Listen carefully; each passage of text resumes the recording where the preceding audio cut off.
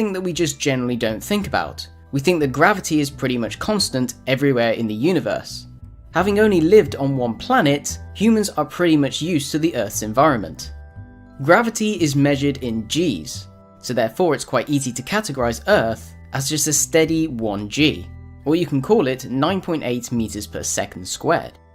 However, if you would go into space, or set foot on the moon, the gravity would be very different, and something that Earthlings would not be used to. So putting it in layman's terms, gravity is dependent on mass. From stars, planets, galaxies, and even subatomic particles, gravity seems to rely on just one thing. The mass, though, can be categorized in 3 different ways: its size, mass, and density. And this is what gives the object gravity. When it comes to the planets in our solar system, there is various size, density, and masses, and therefore the strength of the gravity on the surfaces can vary dramatically. So let's start off with the Earth's gravity. As noted before, it was 9.8 meters per second squared.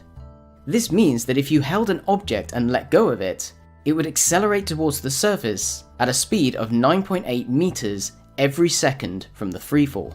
This is a standard measurement to know the gravitational pull of a planet, and we express this in what's known as a single G. Isaac Newton's universal gravitational law states that 2 bodies can be expressed mathematically as a formula of a force, where F is the force, m1 and m2 are the masses of the objects interacting, and r is the distance between the centers of the object. There is also a gravitational constant. So now that we know how to mathematically figure it out, and use experimentation to prove this, let's see exactly how the gravity compares to the other planets in the solar system. So let's start off with Mercury. It has a mean radius of 2,440 kilometers, and has a mass of 3.3 times 10 to the 23 kilograms. Mercury is only around about a third of the size of Earth. This makes Mercury the smallest and least massive planet in the solar system. However, it does have a high density, and this is just slightly lower than the Earth's density. Mercury has a surface gravity of 3.7 meters per second squared, so if you do the calculation, that's the equivalent of 0.38 G. So what's the gravity like on Venus? So Venus is a very similar planet to Earth, and it's often known as the Earth's twin.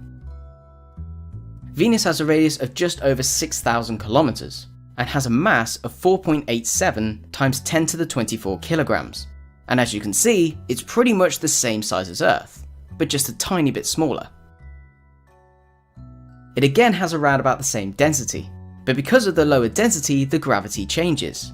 This comes out at 8.87 meters per second squared. This means that the gravity on Venus is just lower than Earth's, at 0.91 G. So what's the gravity on the Moon? The Moon is of course the only astronomical body where human beings are being able to test out gravity in person. So the Moon is a very small object, at around 1700 kilometers in radius. Its mass is 7.35 times 10 to the 22 kilograms, and of course it's only about the size of the United States. Because of its size and mass, it also has a low density. This means that the gravity is only 1.62 meters per second squared, so the gravity is very low, at 0.17. This gives a great reason why the astronauts on the Apollo missions were jumping around like they were on a trampoline. It also gave them a great excuse to experiment on the gravity of the Moon, so you can do certain things on the surface of the Moon that you could never do on the surface of the Earth. So what about Mars? Its size, mass, and density are very small compared to our home planet. It has a radius of over 3,000 kilometers, and has a mass of 6.42 times 10 to the 23 kilograms. But of course, it's a lot smaller than Earth. With this, it comes with a lower density, and therefore, its gravity is lower as well, at 3.72 meters per second squared. So if you calculate it, it comes out to 0.38 G. which again is actually closer to the gravity on the Moon than it is to Earth. So what about the king of the planets, Jupiter? Well, Jupiter is just under 70,000 kilometers in radius and has a mass of 1.9 times 10 to the 27 kilograms. And of course, because it's the giant of the solar system, it completely dwarfs the Earth and all of the inner planets. But because it's mainly made out of gas, it has a much lower density, and therefore, because of its considerable size, it doesn't have a higher G than you'd expect. It only comes out at 24.75 meters per second squared. This means that Jupiter's gravity is only 2.53. That's only 2.5 times the strength of Earth, even though Jupiter's mass is over 320 times that of the Earth. So what's the gravity like on Saturn? Well, like Jupiter, Saturn is a very similar planet. At just under 60,000 kilometers, this is the second biggest planet in the solar system, and has a mass of 5.69 times 10 to the 26 kilograms. And of course, it dwarfs all of the inner planets put together. But again, it falls short like Jupiter because of its composition. This means that its gravity is only 10.44 meters per second squared. And surprisingly, it has near enough the same G as Earth does, at 1.07.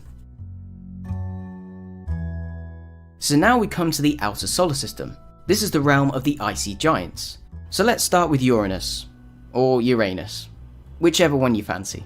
Uranus is the third largest planet in the solar system, at just over 25,000 kilometers. It has a mass of 8.68 times 10 to the 25 kilograms. And of course, it's just over 4 times the size of Earth, so again, this is still a very large planet. But like the other gas giant, Uranus falls short on density, so this means that it's only 8.69 meters per second squared. So therefore, it comes out at lower than 1 G, at 0.87. And finally, we come to the furthest planet from the Sun, Neptune. Sorry about that, Pluto. Neptune is just under 25,000 kilometers, making it the fourth largest planet. It has a mass of 1.03 times 10 to the 26 kilograms, and again, it's a very similar size to Uranus. Neptune is a very similar planet to Uranus, not only in mass and size, but also in density. But it does have a higher gravity, at 11.15 meters per second squared. This means that it actually goes higher than Earth at 1.14 G. So it doesn't quite matter if you're on the surface of Mercury, the surface of Mars, or the clouds of Jupiter. Gravity basically determines the size, the mass, and density of all the planets and our Sun. It also seems to figure out the formation of our solar system and the orbits of the planets. Understanding the effect of gravity, or zero G, on the human body is essential for space travel, especially when you're going for long duration missions, like to the International Space Station, the Moon, or possibly even Mars.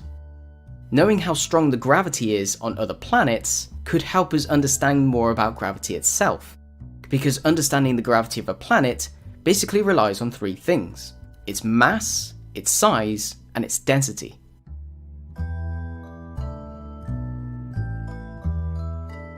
So I hope that's given you a great insight into the gravity on other planets. And of course, if you want to know any more about this stuff, I'll put some links in the description below. And as always, if you've enjoyed the video, click the like button, and if you want to support the channel, click subscribe and support our Patreon page. Thank you for watching, and thank you for your support.